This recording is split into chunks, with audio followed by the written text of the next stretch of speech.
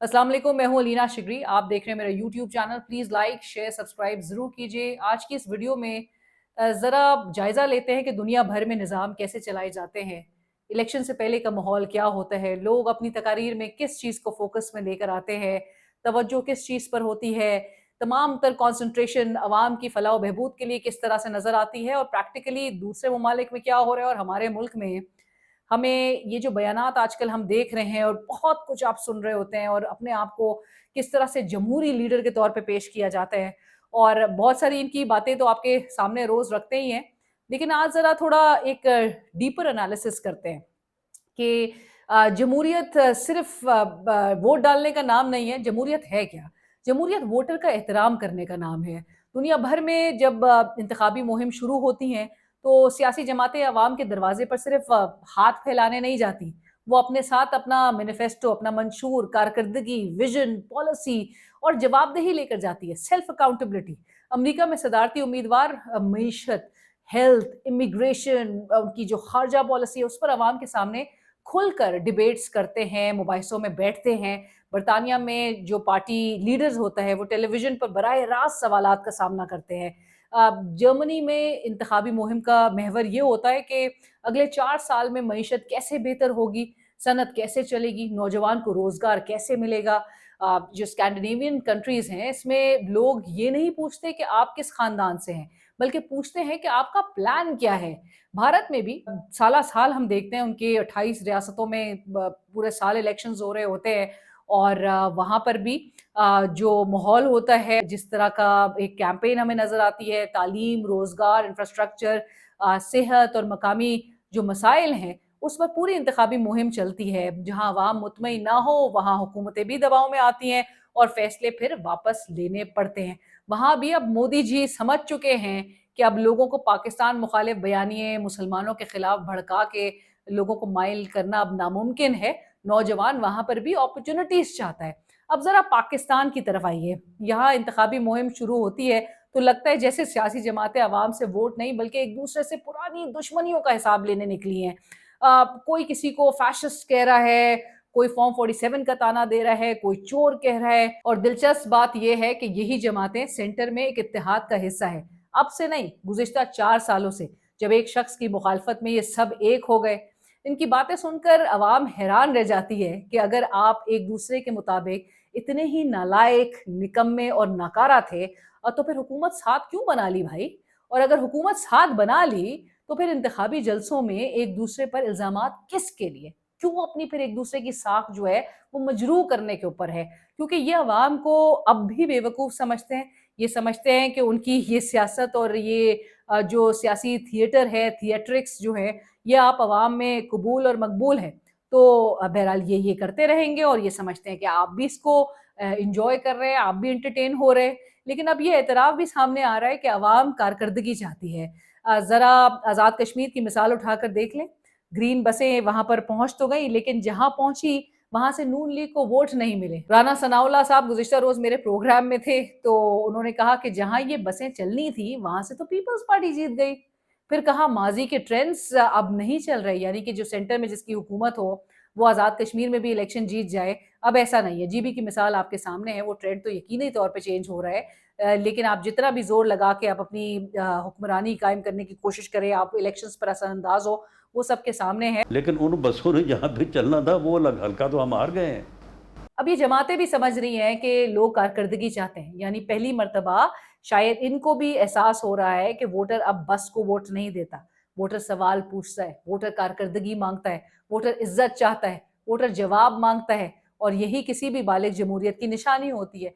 लेकिन बहरहाल हमारे यहाँ तो हाइब्रिड निज़ाम है। फिर मरियम नवाज़ साहिबा फरमाती हैं कि इलेक्शन में फैसला अवाम ने करना होता है, रियासत ने नहीं। बिल्कुल दुरुस्त फरमाया, फैसला अवाम ही करती है। लेकिन फिर एक सवाल अवाम भी पूछ सकती है, अगर अवाम का फैसला हमेशा मुकद्दस है, मुकद्दम है, तो 8 फरवरी 2024 का फैसला क्यों तब्दील किया गया? अगर अवाम का फैसला हरफ़े आखिर है, तो फिर नताइज क्यों तब्दील करना पड़ गए? अगर अवाम ही असल ताकत है, तो उनका फैसला क्यों नहीं माना गया? फॉर्म 47 का सहारा क्यों लेना पड़ा, जिस पर आपके अपने इत्तेहादी भी आपको फॉर्म 47 की हुकूमत के ताने दे रहे हैं? मरियम साहिबा, ये वो सवालात हैं जिनके जवाब दिए बगैर सिर्फ जुमले दोहराने से एतमाद बहाल नहीं होता। वैसे जब एक सियासी निज़ाम के अंदर शामिल तमाम लोग भी इंतखाबी शफाफियत पर सवाल उठा रहे हों, तो इसका सबसे बड़ा नुकसान किसी एक जमात को नहीं होता, बल्कि पूरे इंतखाबी अमल पर आवाम के एतमाद को होता है, और यही किसी भी जमहूरियत के लिए सबसे बड़ा खतरा है। अफसोस कि अब भी ये समझा जा रहा है कि अवाम को एक ऐलान, एक वादा, एक जलसा या एक नारा काफ़ी होगा, जबकि दुनिया बदल चुकी है। आज का वोटर गूगल भी रखता है, यूट्यूब भी देखता है, हकाइक फैक्ट चेक करता है। सिर्फ तेल की जो कीमत है हुकूमत को 70 रुपए फी लीटर फिल फॉर, उसमें कमी करनी चाहिए। उससे फायदा क्या होगा? आपकी इन्फ्लेशन कम होगी और आम आदमी को रिलीफ होगा और हुकूमत को कोई नुकसान नहीं होगा कतन। इसलिए कि तेल की कीमतें आलमी मंडियों में तारीख की कम तरीन सतह पर हैं और हमारी जो अपना जो कॉस्ट प्राइसेस हैं वो बहुत ज्यादा हैं। इसलिए 70 रुपए फी लीटर अगर आप तेल की कीमत कम कर दे तो हुकूमत को कोई नुकसान नहीं, मगर आम आदमी को रिलीफ मिलेगा, कीमतों में इन्फ्लेशन में कमी आएगी और इसका फायदा। आज के दिन पाकिस्तान में पेट्रोल की कीमत 544 रुपए फी लीटर होनी चाहिए थी, लेकिन आप इसे सिर्फ 322 रुपए में हासिल कर रहे हैं। और 5 साल पहले का वादा भी याद रखता है। ये 90 का पाकिस्तान नहीं, ये सोशल मीडिया, डिजिटल इंफॉर्मेशन और सियासी शऊर का दौर है। एक तरफ सियासी जमातें खुद कहती हैं कि रियासत फैसला करे कि कौमी मफाद अजीज है या फला जमात का मफाद, दूसरी तरफ रियासती इदारे बारहा कहते हैं कि वो सियासी फरीक नहीं बल्कि आईनी इदारे हैं, रियासत के मातहत इदारे हैं, वो रियासत नहीं है। फिर क्या सवाल पैदा होता है कि अगर हर सियासी नाकामी, हर इंतखाबी कामयाबी और हर सियासी तनाज़े का मरकज़ आप रियासती इदारों को ही बना देंगे, तो दुनिया पाकिस्तान की सियासत को किस नज़र से देखेगी? क्या इससे पाकिस्तान का इदारा जाती तशख़्ख़ुस मजबूत होगा या पूरी रियासत एक सियासी बहस का हिस्सा बन जाएगी? दुनिया में रियासतें इदारों को गैर जानिबदार रखती हैं और हम हर सियासी तकरीर में उन्हें मरकजी किरदार बना देते हैं। फॉल्ट आखिर है किसका? मैं यहाँ पर बिल्कुल इदारे को ब्लेम नहीं करूंगी, क्योंकि इनको सियासत में ड्रैग करने वाली यही सियासी जमातें होती हैं, यही पॉलिटिशियंस होते हैं जिनका इन्हिसार इनके ऊपर होता है। ये इनसे मदद मांगते हैं, चाहे वो पार्लियामेंट में नंबर्स पूरे करने हो, किसी को फंडिंग दिलवानी हो। सो ये सारी कॉलेज जो हैं ये उधर ही अननोन डेस्टिनेशंस और लोकेशंस पर जो है वो कर रहे होते हैं और उन्हीं से मदद मांग रहे होते हैं, और फिर आप इनकी तकरीर सुने। हम हर सियासी तकरीर में उन्हें मरकजी किरदार के तौर पे पेश करता हुआ देखते हैं, और ये सिर्फ सियासी नुकसान नहीं, ये रियासती साख का भी सवाल है। और बाकी जो बात है कि केसेस की, तो वो केसेस जो है ना, बाकियों का तो मुझे नहीं पता। वो जो केस है ना 190 मिलियन पाउंड वाला जी, वो 2 जमा 2 4 है, उसमें बिल्कुल सही सजा हुई है। वो कायम रहनी है। असल सियासत क्या होनी है? असल सियासत ये नहीं कि आप मुखालिफ को गिरा दें, असल सियासत ये है कि आप अवाम को उठा दें।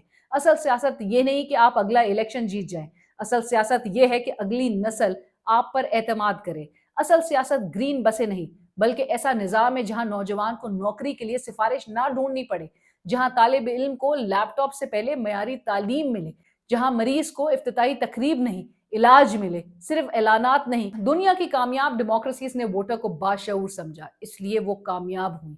अगर आप आज भी वोटर को सिर्फ नारों, वादों और वक्ती ऐलानात से मुतासिर करने की कोशिश करेंगे तो शायद जलसागाह भर जाए, लेकिन तारीख नहीं। और तारीख हमेशा एक सवाल पूछती है, आप इक्तदार में क्यों आए थे?